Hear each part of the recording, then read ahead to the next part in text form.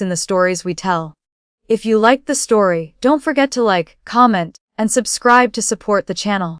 In my past life, Adrian Yao was stripped of his official position, his family assets confiscated, becoming a disgraced minister whom everyone scorned. I spent 3 whole months running around helping him restore his official rank, becoming a powerful minister who could summon wind and rain. But in the end, he stabbed a knife straight into my heart.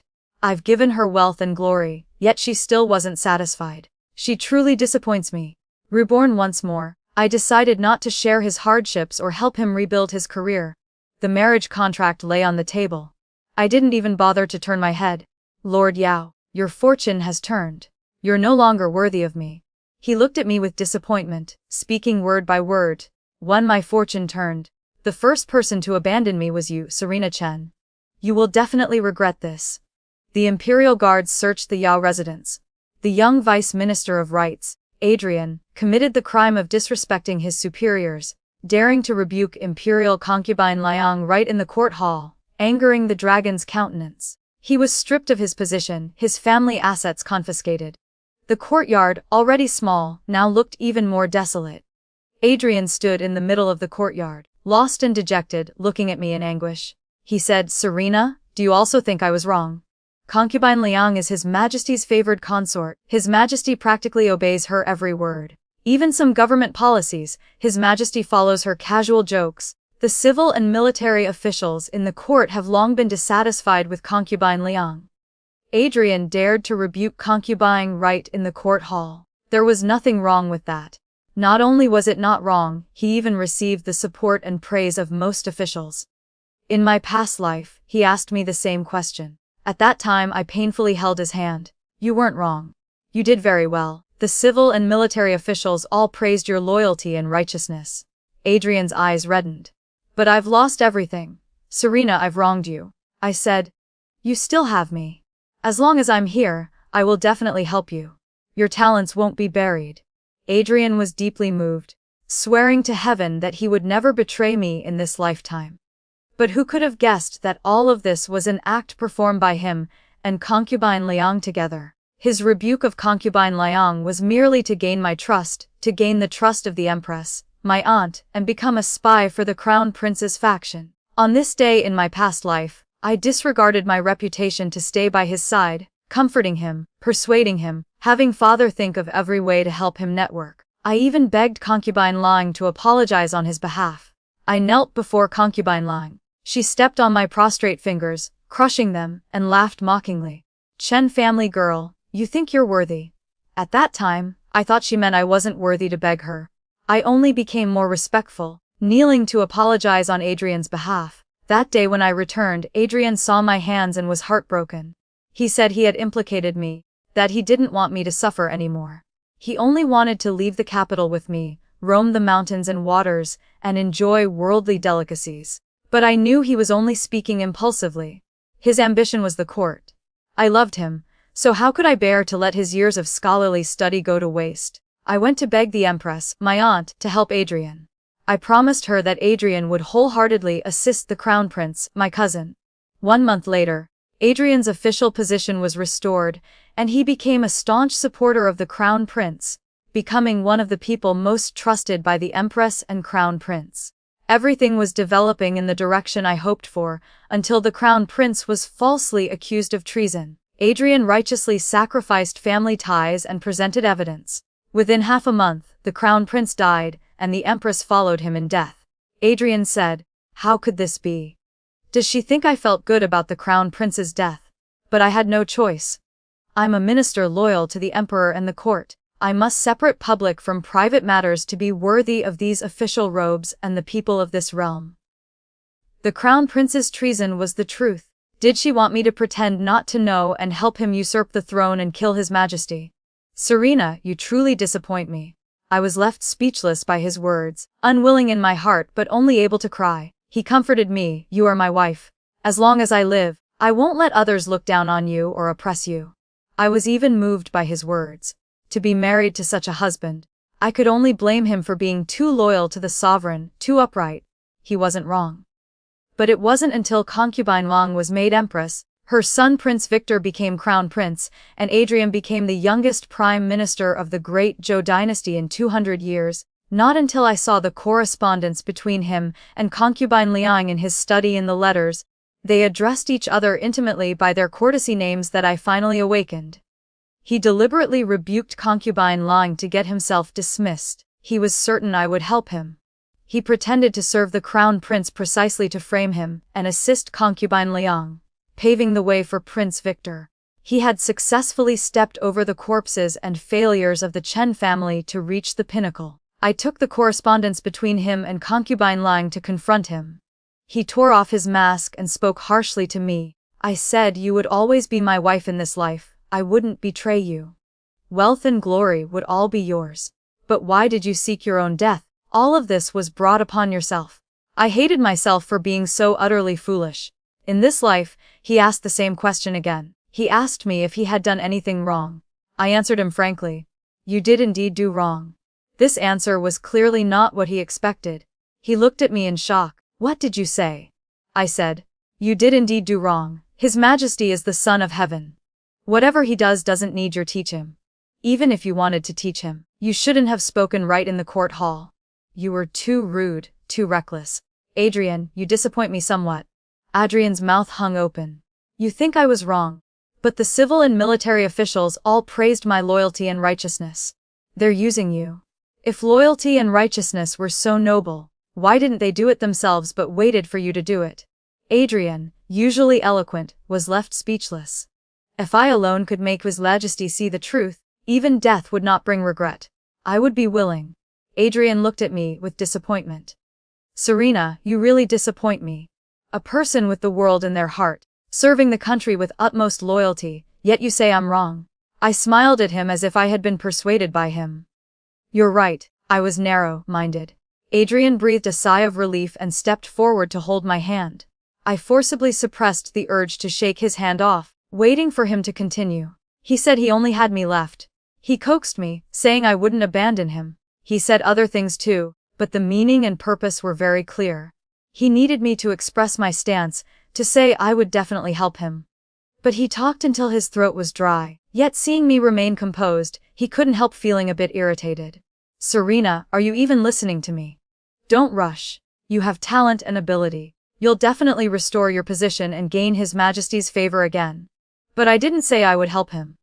Adrian couldn't wait any longer. Serena, you'll help me, won't you? I will help you send you on your way. He was stunned.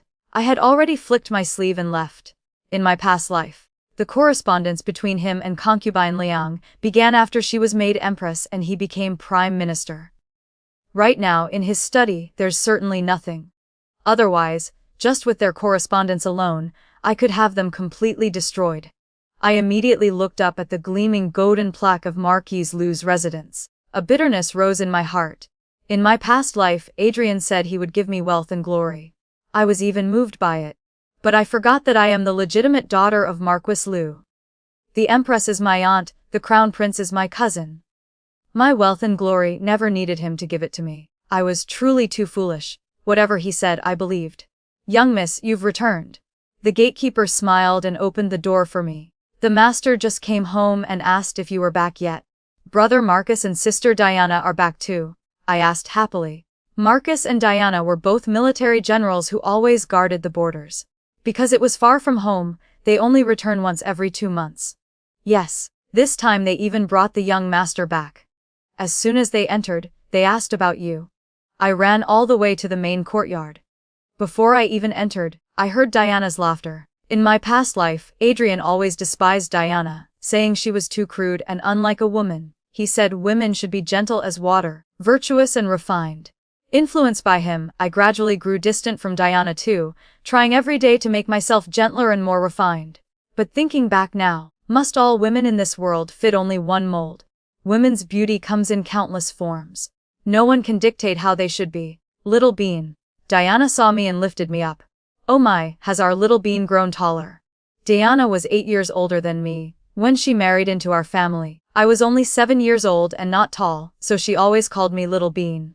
I blushed and struggled out of Diana's embrace. Sister Diana, I'm already 15, not Little Bean anymore. I won't grow any taller either. Marcus walked around me in a circle. Sister, don't say that. You really have grown taller. Father also chimed in, all confirming I had grown taller. I was both amused and helpless, hugging my nephew to play. Children should play with children. Diana pinched my cheek. If you marry off like this, how can we feel at ease? The atmosphere in the room suddenly quieted. Marcus glared at Diana. Mother quickly mediated, 15 years old, why can't she marry? But that Adrian doesn't deserve our little bean. Diana muttered. Marcus coughed once, and the room fell silent again. No one dared speak, afraid I would get angry. I wanted to laugh but couldn't. In my past life, after I returned home in a bad mood, I got angry at them. Diana muttered that Adrian wasn't good, and I even cried saying she didn't know how to judge people. Diana coaxed me for a long time. That evening, I made a fuss demanding Father help Adrian. Father advised me not to be hasty, but I didn't listen. I made such a scene that he had no choice but to agree. Also because of Adrian's matter, Father was even reprimanded by His Majesty. Later, when something happened to the Crown Prince, Marcus was stripped of his position, and Diana died in battle at the border during their last campaign. The day their coffins were brought back to the capital, Adrian used being busy with work as an excuse and didn't even come. Afterward he told me, "You've already married out. You shouldn't have unclear entanglements with the Chen family anymore." It was on that very day that I first doubted him. In this life, being able to see them still alive and healthy, talking and laughing happily, is truly the greatest blessing heaven has given me. In return for this life, I will protect them. Then sister will marry a few years later. I teased my nephew while saying this. Without even looking at them, I could guess the expressions on their faces. After a long while, Mother cautiously asked me, "Did you quarrel with Adrian? Are you angry with him because he was dismissed?" "No. I just suddenly realized today that he's not that exceptional after all." Diana was delighted, pinching my cheek. Our little bean has finally grown up and knows how to judge people. I was both amused and helpless. 5 days later, the servant I sent to follow Adrian, Lu Tong, returned to report. Lord Yao went out at the ear of the pig last night and met a man in a small alley. From his bearing and way of walking and talking, that man looked like someone from the palace. I laughed coldly. So Adrian and concubine Liang are both getting anxious. I didn't immediately run around for him to help him restore his position. That way, his matter of rebuking concubine Liang in the court was nothing but an empty show. What did they say? Couldn't hear very clearly. It seemed they mentioned something about urging Miss Chen. If that doesn't work, use a self-sacrificing scheme. A self-sacrificing scheme. The next day, Adrian's personal attendant came looking for me with a pained expression, saying Adrian was ill. I told Ruby to casually grab some leftover fruit from the house to bring to the Yao residence. When we arrived, I learned that Adrian's parents had also come up from the countryside. Seeing me, Madame Yao cried and said, "Young miss, you must help Adrian. Although he doesn't say it, we know he's suffering inside." Master Yao said with a gloomy face, "You two are about to become husband and wife. Young miss should help him. No need to be formal with him." That's right, that's right. We're all one family. We women only have meaning in life when our husbands are glorious. This family's faces were truly thick, telling me what to do and speaking so matter-of-factly. I sighed. Actually, if you want him to restore his position, it's not without a way. Madame Yao's eyes lit up. What way? To untee the bell, one must find the person who tied it. Have him go beg concubine Liang. As long as concubine Liang speaks up, this matter will be easy. As soon as I mentioned concubine Liang, Master Yao and Madame Yao's eyes kept flickering. Looking at their expressions, they clearly also knew about the matter between Adrian and concubine Liang. In this matter, he's an outer minister. It's also not appropriate for him to beg concubine Liang. So, young miss, you go beg the empress. My aunt hasn't been well lately. How can I trouble her with such trivial matters? I sighed. How can this be a trivial matter? Master Yao slammed the table angrily. Your future fiancé's future is a major matter. You're a woman with such narrow vision. I immediately became displeased and said coldly, "The Empress's health, in your eyes, is actually a trivial matter not worth mentioning." Master Yao froze, immediately panicking. Serena. Adrian finally couldn't hold back anymore and came out from behind the screen. Father spoke rashly. Don't take it to heart. I smoothed my sleeves without responding. Master Yao also immediately changed his tone, saying he spoke rashly. The three of them surrounded me, doing ideological work. The purpose was very clear. Adrian and I were one body. I should help him and must help him. The Crown Prince urgently needs people.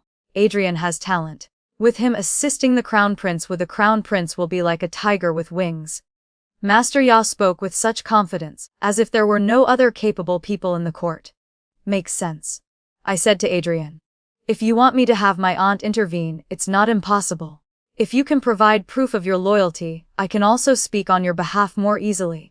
All three people across from me were stunned. Adrian said, a few days ago when I rebuked concubine Liang, wasn't that proof of loyalty? I asked in return. How does rebuking concubine Liang benefit the Empress and Crown Prince? Adrian stammered. I said. I heard that the other day at the training grounds, Prince Victor's tutor hit him. Why don't you submit a memorial impeaching him? Prince Victor is concubine Liang's son. Adrian showed a troubled expression. Prince Victor is still a child. Children cause small troubles. To impeach him wouldn't look good even if I win. Master Yao also Thaimin, that's right. Besides, Adrian has already been dismissed. His memorial also can't be submitted to the court. Whether it can be submitted or not, as long as there are people in the court, it can be done. It just depends on whether Adrian is willing or not. I stood up and said, I'll just enter the palace and try. Whether my aunt agrees or not, I don't dare guarantee. With a regretful expression, I left, leaving behind the three members of the Yao family to think it over. If he doesn't want to now, it's fine. Wait a few more days and he'll be willing. After all, without breaking into the tiger's den, one cannot catch the tiger cub. His real purpose was to gain the trust of the Empress and Crown Prince. Just 3 days later, Adrian submitted a memorial impeaching Prince Victor for being disrespectful to his teacher, having deficient moral character. He thought his memorial, after being submitted, would be buried under countless other memorials with no one paying attention. But, unexpectedly, the next day, the content of his impeachment caused an uproar in the court. The censorate also submitted memorials impeaching Prince Victor. Those memorials fell like snow before His Majesty's eyes. The matter grew so tumultuous that even His Majesty couldn't openly protect him. Not only was Prince Victor punished and made to apologize to his teacher, but concubine Liang and her son were also confined for 3 months. Adrian came looking for me, his voice extremely unpleasant. Was it you who had someone submit my memorial? My expression was puzzled. That's right. You said it was proof of loyalty. Naturally it had to be earth-shattering. Adrian looked at me. At this moment I saw doubt in his eyes. Adrian was suspicious by nature. He would doubt me. I wasn't surprised at all, but it didn't matter. I was about to enter the palace to find the Empress. I smiled sweetly at him. There's something very important I want to tell her. Adrian's expression immediately changed, continuing to coax me. What do you want to tell the Empress when you enter the palace? I told him. A few days ago I went to listen to storytelling. I heard people discussing a story about a salt mine. Marquis Liu has a salt mine that His Majesty found out about. This time when His Majesty confined concubine Liang, it was actually just a pretext. What he's truly angry about is this salt mine. Private salt is a serious crime. Once father gets involved, he'll be severely punished. In my past life, we were guarded against both Marquis Liu and concubine Liang, because as long as the Crown Prince's position was secure, there was fundamentally no need to rush to eliminate dissidents. So regarding the salt mine matter, although father knew about it, he didn't rush to act. But no one expected Adrian would betray us, using his identity as a trusted insider to prove the Crown Prince was plotting treason. Both the Empress and father miscalculated, underestimating the treachery of human hearts. At this moment, after hearing this, Adrian's face changed drastically. Which storyteller was it? Was it at Phoenix Garden or South Bridge Pavilion? I looked at him in confusion. Why are you asking this? Adrian's expression was dazed. I'm just afraid you've been deceived. You have no proof of this matter. You absolutely mustn't speak carelessly. Wait until I help you investigate clearly. Then we'll discuss further. I didn't express an opinion. Adrian, having something on his mind, perfunctorily responded to me with a couple of sentences. I still have matters to attend to. I'll head back first. He walked to the end of the alley, not knowing what he thought of. Suddenly turned to look at me, then turned back. What is it? I asked him. Serena, can we move our wedding up? I'm currently idle, taking this opportunity to prepare everything for the wedding ceremony. What do you think? As he said these words, his eyes remained fixed on my face. Fine. You go prepare for the wedding. He breathed a sigh of relief. Clearly, after testing and confirming I hadn't changed and was still as infatuated with him and obedient to him as before. Good, then I'll go prepare. After he left, Ruby said perplexedly, Young miss, you told him about the salt mine. He'll definitely tell Marquis Lu's residents to be on guard. I shook my head. He won't, because he knows father won't report it. Moreover, with concubine Liang's current favor, even if we reported it, His Majesty would deal with it lightly. He couldn't truly punish them or confiscate their assets over a salt mine. The stakes are too high. This isn't father's style of doing things. Then why did you tell him this? I smiled faintly, baiting the fish with a hook. His expression just now clearly showed he was already suspecting my feelings for him. With my understanding of him, next he'll either continue testing me or completely make me his person. What I'm waiting for is precisely for him to make his move. The next day after Adrian left, his personal attendant Thomas came looking for me, begging, please save our young master, young miss. At this time, Marcus and Diana had returned to the northwest. Father and mother went together to celebrate. When the attendant arrived, only I was home alone. Speak clearly. What exactly happened? Thomas said. Because you mentioned the salt mine matter, our young master went to investigate himself. But unexpectedly, after he went into the mountains, he never came out. Those people are all bandits. They said to bring 5,000 taels of silver to ransom him, otherwise we should go collect his corpse. Thomas cried miserably, even rolling up his sleeves to show me wounds. Young miss, they also said if we report to the authorities, they'll immediately kill our young master. Ruby, go call father back, I instructed. Thomas quickly stopped me. You can't tell the Marquis. Our young master said an upright person. If he knows, he'll definitely report to the authorities. I understand. Adrian wanted me to go ransom him. Moreover, to go alone. As expected, just as I predicted. He wanted to use this opportunity to have me and him cook rice into cooked rice in some desolate wilderness, or to make me not return home for the night, damaging my reputation, turning from marrying up to him marrying down.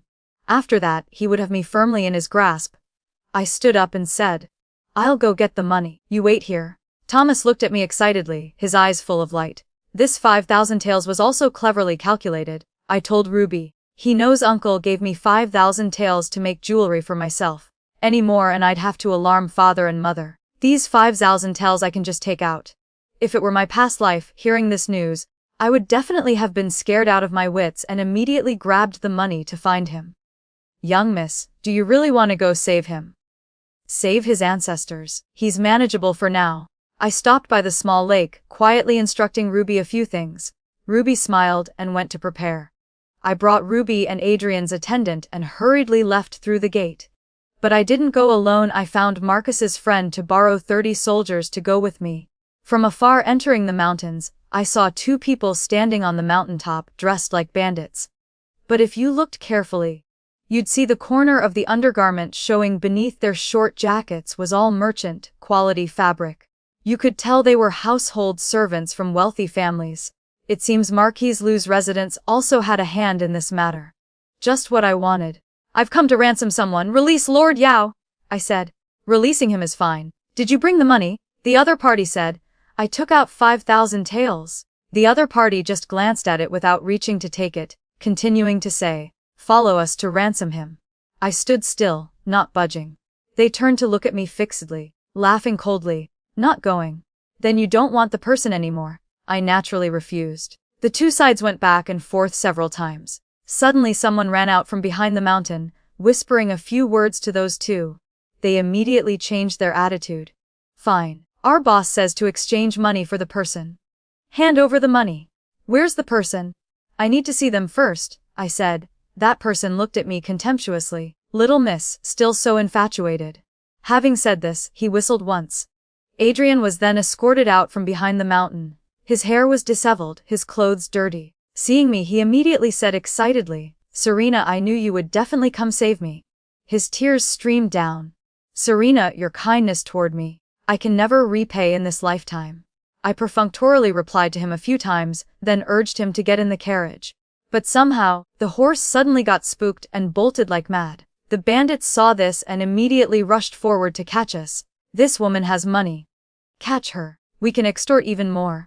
They spoke while chasing. Adrian's face changed drastically. He didn't care about Ruby, pulling me as he ran. Serena, they're all bandits who kill without blinking. I absolutely cannot let you be caught by them. I followed behind Adrian running. They leisurely chased after us, like herding sheep, until they cornered us into a mountain valley. Adrian stood on high ground and looked around for a while. Serena, they're not chasing anymore. We're safe now. We're safe, but how do we get back? I sat down on a rock. It's getting dark. Don't tell me we have to spend the night out here. Adrian looked troubled. Going out now is too dangerous. Tonight you'll have to suffer a bit. When dawn comes, we'll return. I looked at him silently. Haven't you thought about it? You and I spending a night outside without returning will ruin my reputation. He squatted in front of me, his eyes full of deep affection. Serena, we're about to become husband and wife. I won't care about your reputation. No matter what you become, I will always love you, never leaving, never abandoning. I looked at him in shock, once again experiencing Adrian's eloquence, which was truly like a spring and autumn pen. The matter of me rescuing him. After some explanation, his deep affection became him not despising my ruined reputation. I suddenly remembered that in my past life, after I married him, he used my dowry to buy a manor for his parents. I joked that after spending this money, I'd have nothing left. He also affectionately told me that no matter how poor I became, he would never abandon me. I laughed bitterly, laughing at Adrian, laughing at myself. Adrian asked gently. Nothing. I avoided his reaching hand. Spending the night outside is in turn, I must return. He blocked me. Serena, don't be impulsive. In this matter, you must listen to me.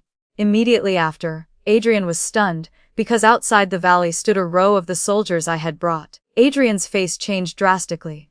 You brought soldiers? Then I could still be captured. Going alone to rescue you. Wouldn't that be like a sheep entering a tiger's mouth? I glanced at his ashen face and flicked my sleeve to leave. Adrian stood rooted to the spot, staring at me, his face dark. I brought that group of bandits to the authorities. The capital immediately erupted in chaos. Right at the foot of the imperial city, there were bandits. This was truly earth-shattering news. The matter was investigated and interrogated. Adrian was invited to the Yemen. He said he wasn't kidnapped, but my testimony along with the soldiers' testimony all proved he had been kidnapped. Moreover, the 5,000 taels in banknotes I gave to them clearly bore my maternal grandfather's seal.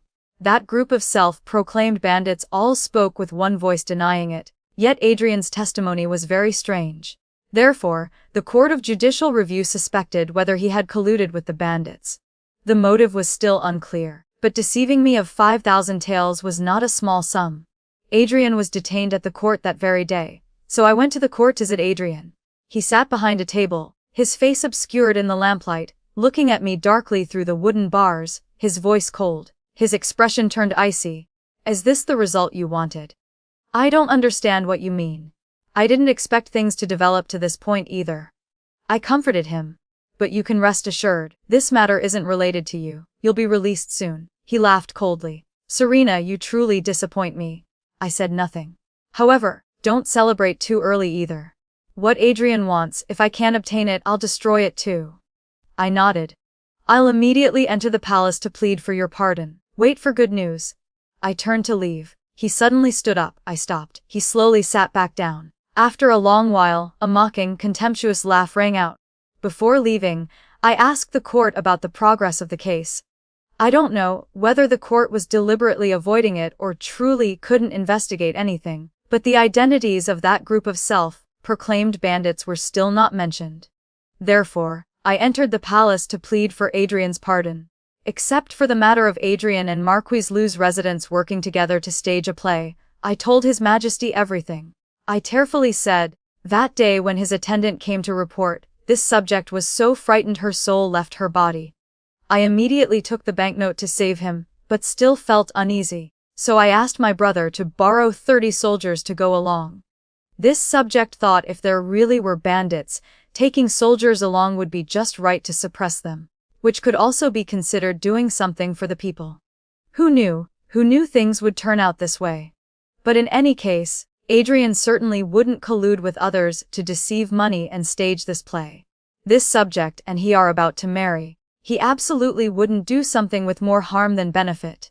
There are some things a knave young lady like you cannot understand or explain clearly, but His Majesty is what kind of person? He heard and immediately perceived the problem. He asked me. But Adrian said he wasn't kidnapped. He went on a pleasure outing with you to collect scenery. I looked at His Majesty in shock. A pleasure outing to collect scenery. What beautiful scenery is there in those mountains and forests to see? Moreover, this subject would never go on a pleasure outing alone with him. His Majesty leaned back in his chair, his fingers tapping lightly on the table, not knowing what he was thinking. After a moment, he said, "Tell me the details of everything that happened after you arrived there." So I recounted everything after handing over the money, how the bandits turned hostile, how Adrian led me running into the valley. Along with the words he said, I told His Majesty everything. His Majesty the Empress trembled with anger, her voice shaking. Fortunate that young miss brought soldiers along. Otherwise, the Empress came over and hugged me, saying gently, "Good child, don't be afraid. His Majesty will make this right for you." I looked at the Empress naively, then at His Majesty. I don't need anyone to make it right. I came here to make one thing clear. Adrian did not collude with bandits. His Majesty suddenly stood up. He indeed didn't collude with bandits, because he colluded with someone else. I truly underestimated them. They dared stage a play right under my nose. His Majesty flicked his sleeve and left. I bowed my head and quietly breathed a sigh of relief. Turns out acting isn't simple either. Fake crying, fake laughing, fake innocence. In my past life Adrian acted for so long, truly he had natural talent. His Majesty handed this matter to the Crown Prince to handle. The Crown Prince specially came to see father and meet with me. Seeing him, 100 emotions surged through me. In my past life, I always thought he committed suicide out of despair. Not until before my death did I learn the Crown Prince fundamentally didn't commit suicide. They were truly bold. They dared kill the Crown Prince right inside the Imperial clan court. Cousin, I came only to ask you if this matter is truly related to Adrian. Do you want to protect him? I poured tea for him and said softly, if he's truly a spy for concubine Liang and Marquise Liu, I won't marry him. Since he's not one of us, why protect him? The Crown Prince looked at me in shock. Cousin, you've changed. Shens, I've matured. I smiled and said, now I only hope you and Aunt will be safe. Hope the Chen family will endure forever, and everyone will be at peace. The Crown Prince said in a daze. I know what to do now. Using the situation to our advantage. Whether it was the Crown Prince or father doing this, it was as easy as turning over one's hand. Moreover, Marquise Liu's residence fundamentally couldn't withstand investigation. From those bandits they traced to Adrian, then traced to the salt mine, then traced to several murder cases in the salt mine. From there, everything spread out like a spider's web. The crimes of Marquise Liu's residence were too numerous in every aspect, nothing was clean. His Majesty flew into a thunderous rage, imprisoned Marquise Liu in the Court of Judicial Review, confiscated family assets, demoted concubine Liang to consort Liang, and had her move out of Yikan Palace. His Majesty was still too merciful. They should have been beheaded. Ruby said indignantly, we can't kill them. Consort Liang and Prince Victor are still there. Moreover, the court emphasizes balance of power. His Majesty also can't only keep the Chen family. Keeping only the Chen family isn't good either. In this matter, Adrian was still not mentioned by anyone, but they also didn't release him from the court. However, rumors vaguely began spreading in the capital that Adrian and I, though not yet married, had long since had marital intimacy, that I was wild in temperament and didn't uphold women's virtue. Various rumors spread. Mother was extremely angry and wanted to find the source. I smiled and said this type of rumor needn't be minded. After all, I can't prove whether Adrian and I were truly innocent or not. I once again went to the court to visit Adrian. He had lost much weight. This time seeing me, he was no longer as calm as before. You truly have deep feelings for me, coming to visit me at this time. I placed a divorce document on the table. Deep feelings, that was before. Now, Lord Yao, your fortune has turned. You're not worth my affection nor worthy of me anymore. He stared at the divorce document and laughed coldly. You calculated everything, except you didn't expect I would calculate against you too. When my fortune turns, you'll be the first person to step on me. This is what you deserve. I gave my true heart. Lord Yao only exploited me. If this stone doesn't fall, I'll have a hard time turning things around. He looked up at me. Haven't you thought about it? Now that you won't marry me, will anyone in the capital marry you? Did Lord Yao ruin my reputation just for this? Then you'll be disappointed. I fundamentally don't care. Actually, as long as you were devoted to me, I would definitely protect you for life, peace, wealth and glory to enjoy endlessly. What you're doing now only makes us both lose. I laughed bitterly. Do I need you to bestow wealth and glory upon me? Adrian got angry, then suppressed it. After a long while he said, You suddenly changed temperament and no longer adore me, is it because you learned something? He was talking about the matter between him and consort Liang. That doesn't matter. After all, I have no proof. Otherwise you wouldn't just be sitting in detention. So you already knew. He suddenly grabbed my wrist. Serena, if you're jealous because of her, I just want to tell you that there's nothing between her and me. I looked at him, waiting for him to continue. She once saved my life and paid for my education. Between her and me is gratitude. What I feel for you is romantic love between man and woman. I remembered the letters from my past life. Not one word of Adrian's should be believed. Lord Yao is too confident in your own romantic nature. When I learned about you and concubine Liang, the only thing I thought about was finding evidence to have you all executed to the 9th degree. Serena! I flicked my sleeve and left. Adrian shouted from behind. Serena, I will make you regret this. Adrian fled from the Court of Judicial Review in some mysterious way. Before leaving, he was already gravely injured and on his last breath. Though it wasn't our family who acted, there are always people wanting to curry favor with us, doing things we want done but don't dare do ourselves. I had sent someone to investigate. There would be news soon. Father said, I'm actually not very worried. He's just a scholar. Could he dare assassinate you? Moreover, even if you died, he'd only vent his anger. But what he wants is definitely not just to vent anger. He wants Prince Victor to become crown prince, wants to be a powerful minister, wants to grasp the realm together with the person in his heart. But in October, something outside my predictions happened. Concubine Liang became pregnant again. This never happened in my past life, because I heard that after giving birth to Prince Victor, concubine Liang's body was damaged and she couldn't bear children anymore. Why was this life different? After concubine Liang became pregnant, His Majesty immediately cast aside past grievances, visiting her daily. Delicacies from land and sea were constantly sent to her palace. During the new Chenar, I entered the palace to celebrate and met concubine Liang. Though she had a protruding belly, she was still as beautiful as before. Seeing me, she warmly came forward and asked me many things. I answered her. She then said to His Majesty, Though I'm not much older than young miss, I've watched her grow up. This year she's already 16. Her marriage still hasn't been settled. It pains me to see. His Majesty smiled indulgently without saying anything. But a few days later, Mother told me the Empress and His Majesty had quarreled over my marriage. His Majesty wants to bestow a marriage for you. I ask. There are no suitable young men of the right age and status in the capital. Who does His Majesty want me to marry? I suddenly thought of someone and was startled. Could it be His Majesty wants to marry me to Prince Elias Lin? The only one who could be thought of as suitable for my marriage was Prince Elias. Mother's face turned pale as she nodded. Prince Elias was His Majesty's nephew, 22 years old this year, still unmarried. He was the youngest son of the former emperor. As a child, he was a prodigy, his appearance like an immortal descended to earth. The former emperor once intended to depose His Majesty and make him, then only 5 years old, crown prince. But he adamantly refused, saying he didn't want to be emperor, only wanting to live a free and unrestrained life. After the former emperor passed, Prince Elias had no one to restrain him. At 10-some years old, he began to fall into debauchery, causing quite a few major incidents in the capital. His Majesty couldn't do anything about him and had to banish him to his fief. Rumor had it he was not only obese and ugly, his body was also especially weak. Most importantly, he also had the preference for men. How can this be?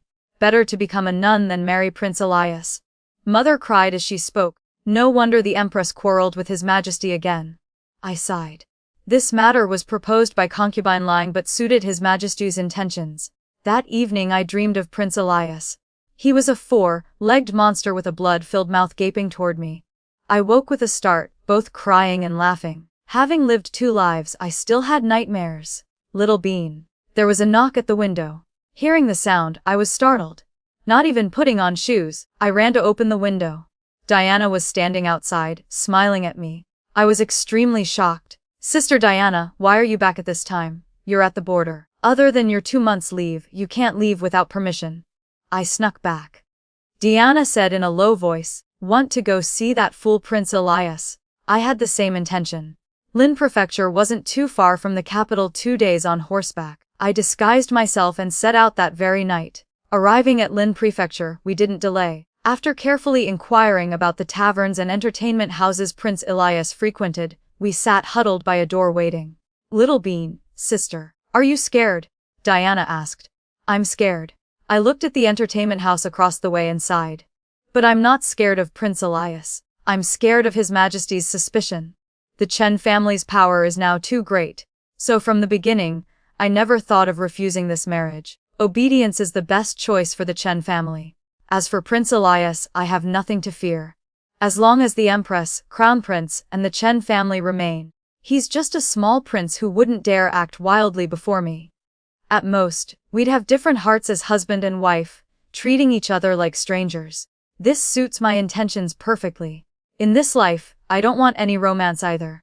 Through Adrian, I've long understood everyone in this world has their own agenda. Love is completely different from what I imagined.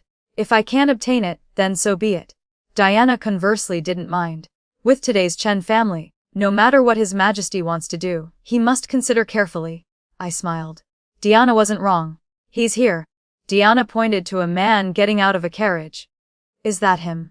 The prince's residence carriage stopped at the entertainment house entrance. A eunuch helped a young man out of the carriage. Diana and I just glanced and nearly vomited. A fat man with a pale face, unsteady steps, you could tell at a glance he wasn't normal. The layer of powder on his face, one sneeze would be enough to make 3 steamed buns, Diana said. I laughed loudly. Actually, I find this person quite good, easy to control. Diana thought about it and agreed. Moreover, the way he tortures himself, he definitely won't live long. We were very satisfied and returned to the capital. I told father and mother about Prince Elias's situation. Mother disagreed. Father conversely agreed with my approach. Just marry first. If he dares bully young miss, to kill him would be as easy as turning over one's hand. Within a few days, His Majesty's imperial edict bestowing the marriage was issued. I entered the palace to give thanks.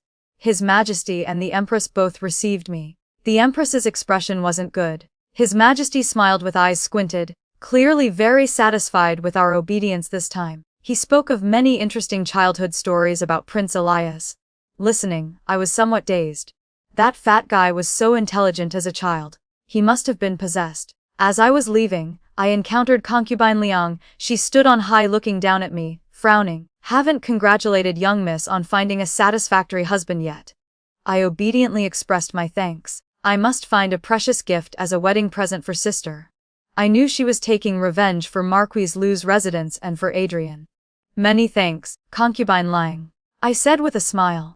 She stood beside me and said in a low voice near my ear, young miss, in the past, sister wasn't worthy of him. Now sister still isn't worthy of him. I also smiled. If your ladyship is worthy, then go be worthy. Take the opportunity. Concubine Liang ground her teeth. Don't rush. The road is long. Who wins and who loses is still unknown.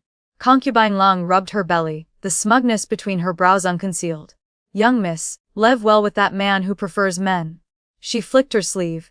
As she passed me, I touched her belly. It was soft. Our pregnant bellies this soft. Nanny you. I didn't understand, but someone understood. So I told the nanny to take me out of palace. The nanny told the Empress. I felt there was something strange about concubine Liang's belly. Don't let her have a miscarriage herself and then blame it on the Empress or Crown Prince. Women in the harem using this tactic isn't rare, especially someone like concubine Liang. Arriving home, the palace sent word. There was no problem with concubine Liang's belly. The director of the Imperial Medical Academy personally examined it. Moreover, it seemed to be a male fetus. I sat decisively in the courtyard, staring at the last leaf on a branch. It swayed alone for an entire watch period, yet still hadn't fallen. One day before my wedding, concubine Liang gave birth to a little prince.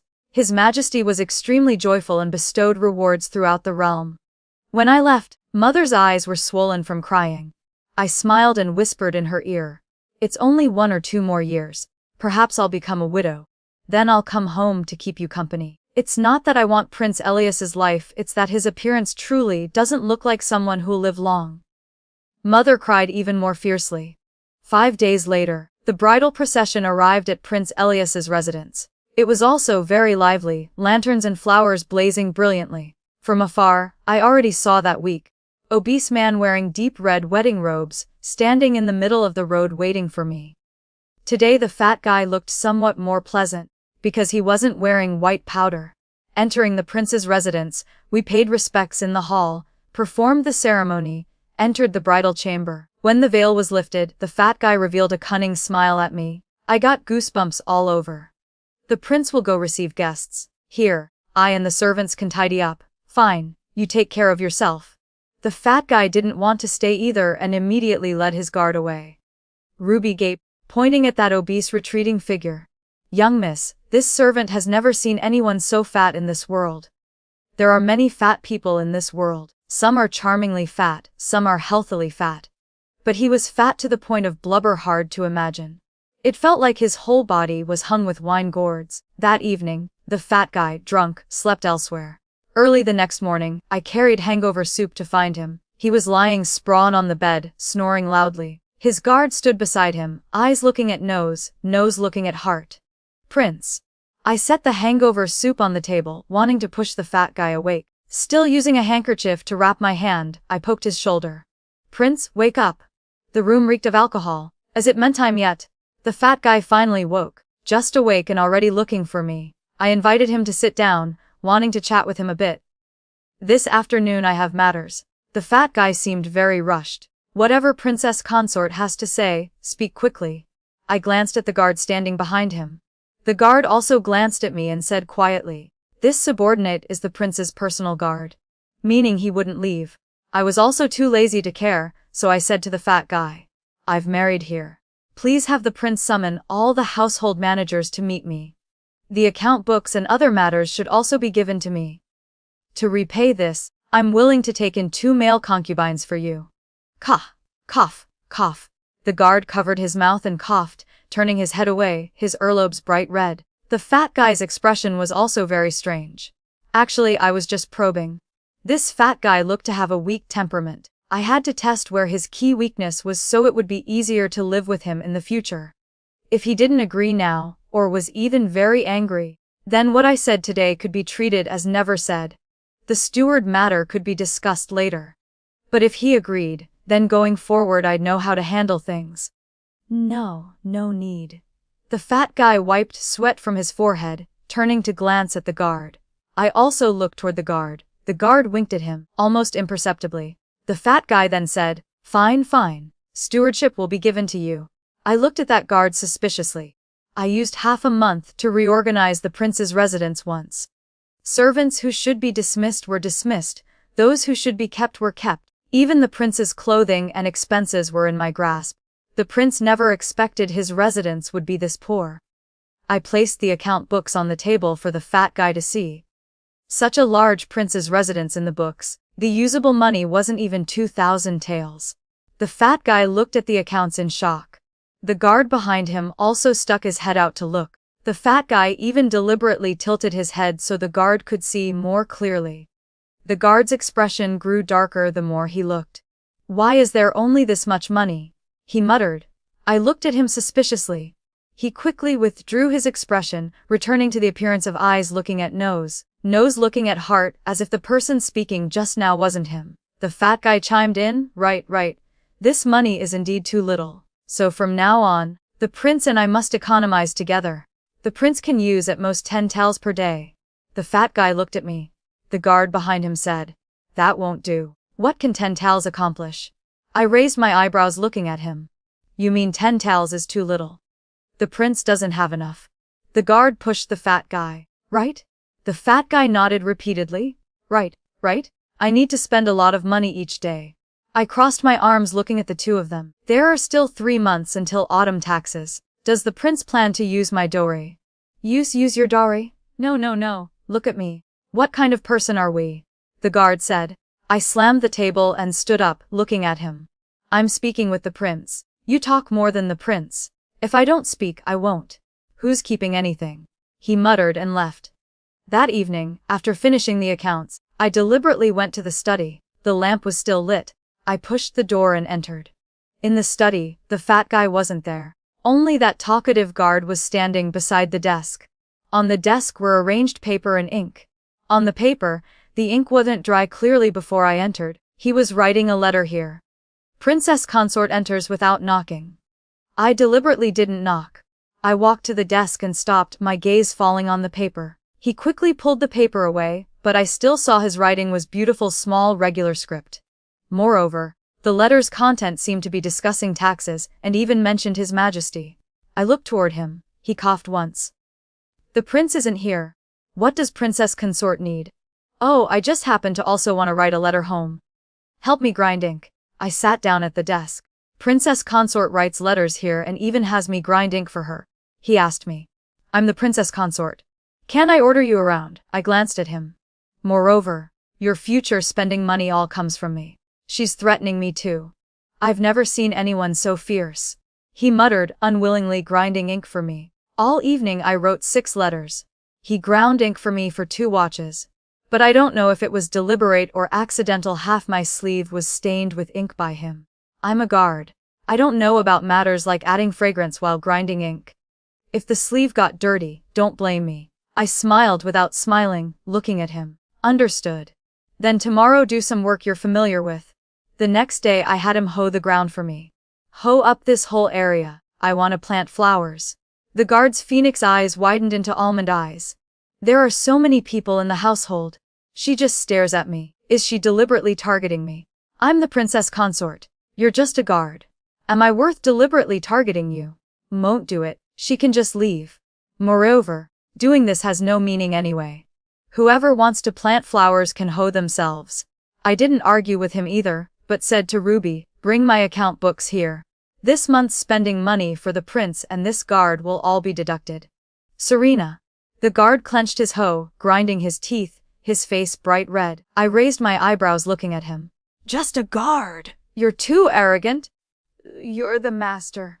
Fine, so it should be. I set up a table and chairs in the shade, drinking tea while enjoying the breeze, watching him in the blazing sun hoeing earth, sweating profusely. The ground was very hard and difficult to hoe. He hoed a few times then looked up glaring at me. I leisurely looked at him, unable to help bursting out laughing. In this world, all rumors cannot be believed blindly without verification. I told Ruby. Ruby didn't understand. Seeing the guard not understanding the rules, standing defiantly in the tree's shade scolding, the guard got angry and threw the hoe toward me, slamming the table. Tell your maid to shut up, or I'll immediately dismiss her. I'm so scared. Go scold her yourself. The guard drank the tea on my table. I again obediently returned to hoe the ground. I laughed watching him, his aggrieved mood. I was truly in a very good mood.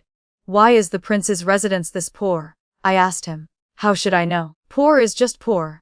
I shook my head.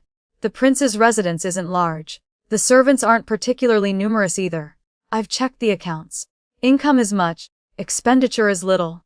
I stopped in front of him, holding an umbrella for him. He probably felt cool and unconsciously stepped into the umbrella's shade. A few steps later, he remembered I was a woman and blushed, jumping outside. What prince? He suddenly looked up at me, then lowered his head. The prince is sleeping. Don't call the wrong person. I asked him. The prince's residence's money has all been used to support people. He looked up at me, frowning, the depths of his eyes somewhat cold. I immediately continued. Support the poor. The corner of his mouth twitched. He continued hoeing. The ground was hoed into chaos by him. This person is truly strange. How would I know these things? I'm just a guard. The guard knows. I saw the tiles on the roof were also broken quite a bit. Later you go up and replace the tiles. He turned his head glaring at me. I looked at him provocatively. You're wicked. You're the master. Fine. A few days later, a letter from mother arrived. In the letter she asked if I was living well, and also said concubine Liang's little prince would hold a full month celebration on the 6th day of the 6th month. What full month celebration? That's not right.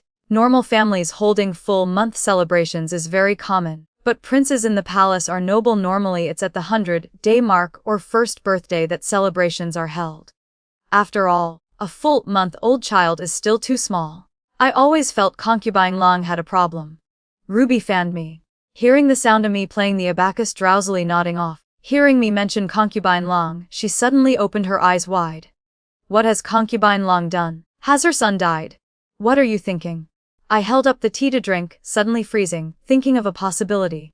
Ruby, quickly bring paper and brush here.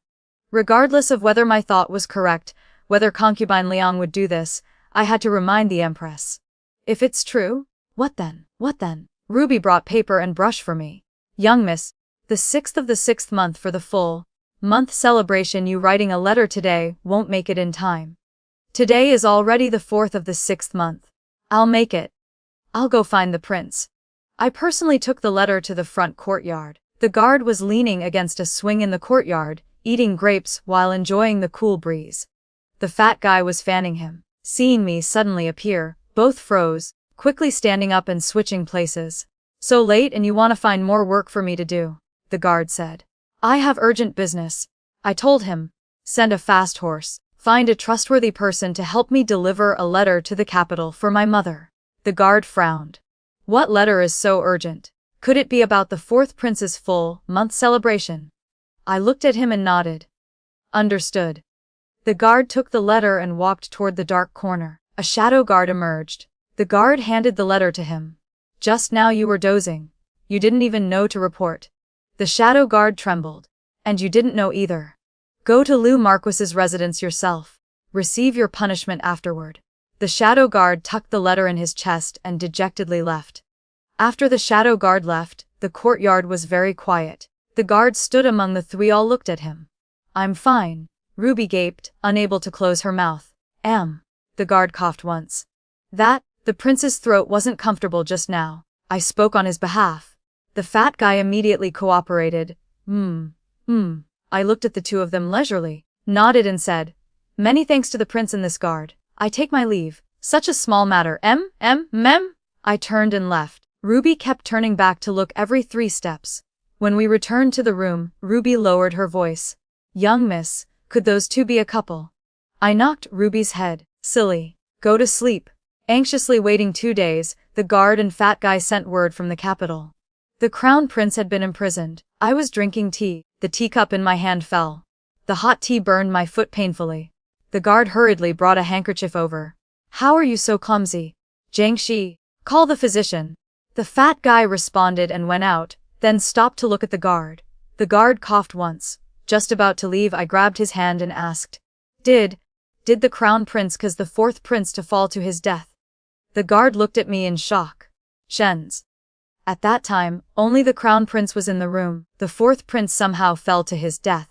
Concubine Liang, she's truly vicious. They say even a vicious tiger won't eat its cubs. She used her own son's life to frame someone else. This tactic of killing the enemy 1,000 while losing 800 is too cruel. I want to return to the capital. I looked at the guard. Will you go back with me? You want me to go back with you? I said. He froze, his face reddening to his ears, muttering, Every day ordering me to do things. I won't listen to you. If you're not going, then forget it. I'll go back myself. Right now it's just letting people know. The guard huffed and turned to leave. The fat guy at the door asked him. It seems the princess consort knows you're the prince. She knew long ago. Otherwise, why would she have me hoe the ground? It's all because you couldn't pretend even a little. Why didn't you say anything? You just kept talking with the princess consort. You never used to be like this. Being discovered by the princess consort isn't my fault. When did I compete to talk? You shut up! Let's go! What's the rush? Pack things. Didn't you hear her say she wants to return to the capital? The two argued as they walked away. After I finished packing and went outside, Prince Elias had already led a horse waiting for me. I assessed him. Is your face true face changing? The legendary disguise technique in Jianghu stories has never been accurate. He showed me his face, left side, right side, all brought before my face. As expected, one could mistake false for true. Without looking carefully, one truly couldn't recognize it. Can you ride a horse? He asked. Very well. I turned and mounted the horse. He followed behind. Right. Last time when you snuck to see me, you came on horseback. I looked at him in shock. How could you know my whereabouts? You even knew a fierce woman like me came. How could I not know? I pointed at him and spurred my horse forward. He suddenly handed me a jar of ointment. For burns. I put the ointment in my luggage and thanked him. Entering the capital, I went directly home. Mother, seeing me, was startled, but had no mood for pleasantries. I asked for details before and after the fourth prince's death. Mother said when she received my letter, she had already entered the palace. Afterward, someone transferred the letter into the palace. When she saw it, she broke out in a cold sweat. Because at that time, only the crown prince and the month-old fourth prince were in the room. The empress immediately sent someone to find the crown prince, but it was too late. The fourth prince had stopped crying one fall and he was dead. Concubine Liang said the crown prince, out of jealousy, caused him to fall more than once. Mother said, so His Majesty flew into a thunderous rage, saying the crown prince had no humanity, slapping him once and imprisoning him in the imperial clan court. What did the crown prince say? The crown prince said originally there were many people together going to see the fourth prince. Somehow the fourth prince was thrust into his hands. He also didn't dare hold the infant, was carefully adjusting his posture. When he came to his senses, he found no one else in the room. He placed the fourth prince in the cradle. People from outside had already entered. I was so angry my whole body trembled. Very clearly, at that time the fourth prince was already dead. Someone had set a trap just waiting for the crown prince to fall in. Prince Elias said. Mother, hearing a man speak, froze. This is my guard. You needn't mind him. Prince Elias pouted, muttering, standing by the door. Did father send someone to protect the crown prince? Shadow guards went. With them, the crown prince certainly won't have problems. It's just this matter is difficult to resolve. Mother cried. Indeed difficult, because the fourth prince is truly dead. Moreover, no one can prove that at that time the crown prince didn't cause the fourth prince to fall. Father learned I returned and also ran back from the Yemen. That evening, Marcus also quietly returned. Why did you come back? If His Majesty learns there'll be one more matter. Mother was terrified. It's fine, tomorrow morning I'll go back. Just wanted to tell everyone. A friend of mine in the capital saw Adrian. Marcus said. This matter is 80 to 90% related to him. This one is. Marcus also saw Prince Elias. Why does he look somewhat familiar? Prince Elias coughed once. Before I could introduce him, he introduced himself. I'm the guard with the strongest martial arts beside the princess consort. Marcus solemnly greeted him. Everyone began discussing again how to save the crown prince. Marcus couldn't stay long. By noon he had already returned. I couldn't sleep. Decisively gave up sleeping. Prince Elias was in the outer room of my bedchamber. I tossed and turned. He was very annoyed. You're truly noisy. If I can't sleep, can you help me? I asked him. Knock you out. I was speechless, not wanting to talk with him. I always felt something had been overlooked by me. The matter of the fourth prince wasn't impossible to figure out. Prince Elias knocked on my door. I stood up and opened the door for him. He said if I couldn't sleep, might as well chat. I poured tea for him, willing to hear the prince's brilliant insights. 2 possibilities. One is the baby is concubine Liang's. She viciously caused her own son to fall to death, falsely accusing and framing the crown prince. The other possibility, the baby isn't concubine Liang's. She caused someone else's son to fall to death. Prince Elias drank tea. I don't understand. She understands.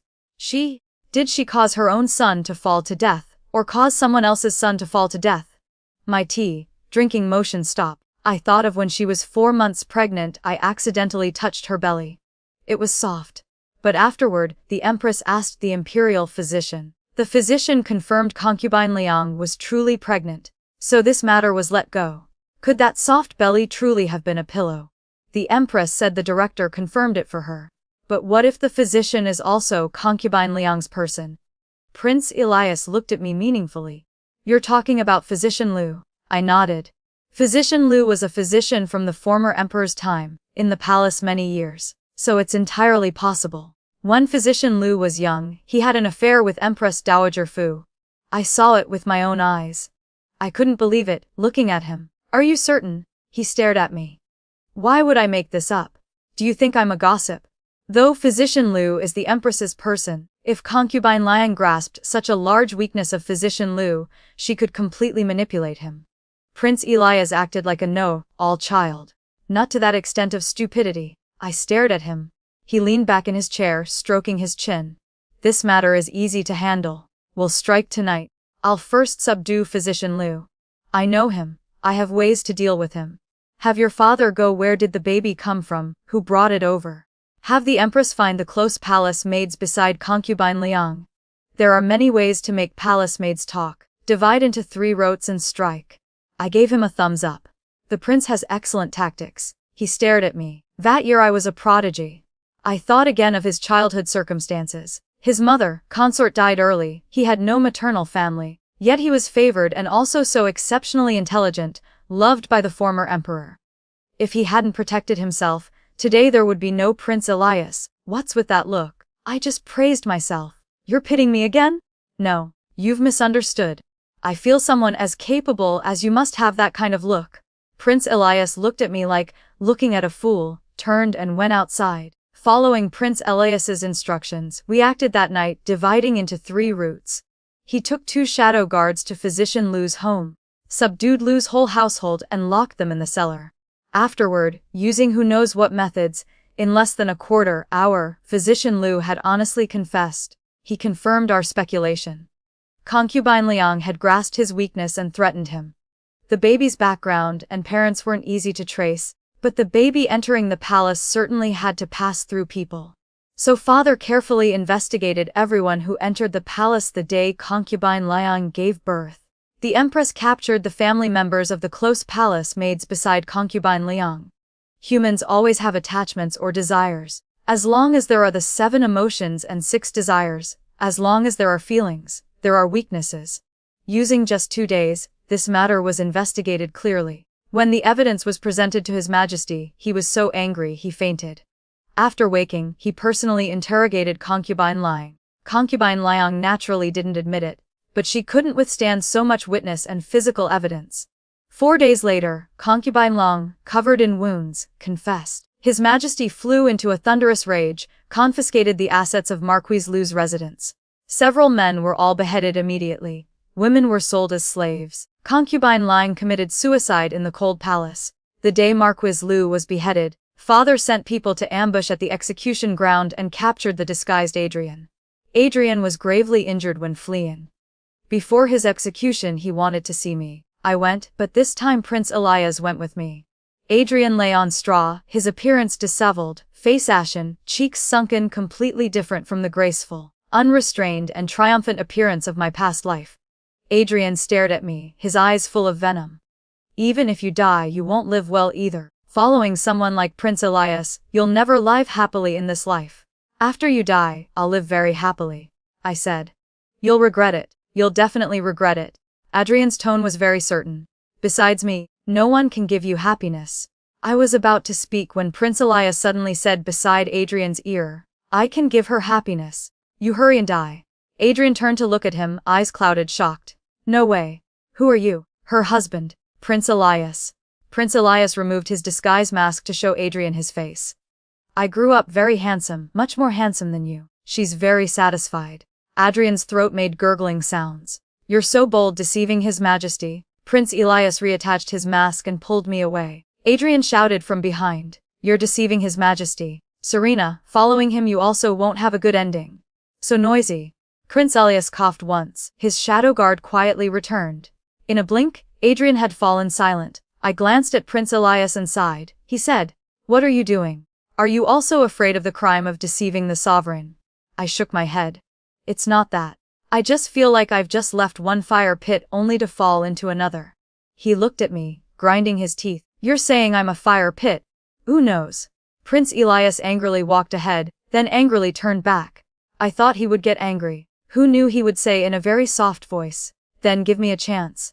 After 1 year, if you still feel I'm a fire pit, you can leave anytime. Are you serious? I said seriously. A gentleman's word once spoken cannot be taken back. I nodded and walked ahead. Then I must think about how to leave. Fake death, or amicable separation. The world is so vast, I want to go everywhere and see. He hesitated, following behind, saying, You haven't even gotten to know me yet and you've already decided to leave. Serena, I'm very excellent. When I was young, I was a prodigy. Serena, if you want to go here and there, you don't need to separate from me. Can I go with you now? With the Chen family's power so great, I'll definitely obediently listen. Moreover, I still have your weakness in hand, right? Right? I smiled faintly. If you're smiling, I'll take it as agreement. From today the 1-year period begins. You just go ahead and get to know me. However you want to know me is fine. Fine. Then you better perform well. Then shall I carry you. True strength lies not in revenge, but in wisdom and self-preservation. Serena's rebirth taught her that blind devotion destroys, while clear-eyed pragmatism protects. She learned that wealth and status mean nothing without family, that manipulators reveal themselves through patterns, and that sometimes the greatest power is walking away from what no longer serves you. Her journey shows that second chances aren't about changing others, they're about changing yourself. Real love respects boundaries, exploitation demands sacrifice. The deepest wisdom comes from recognizing that you cannot save someone determined to betray you, but you can always save yourself. The story ends here for now. If it touched your heart or left you thinking, I'd love to hear your thoughts in the comments. Please like, subscribe.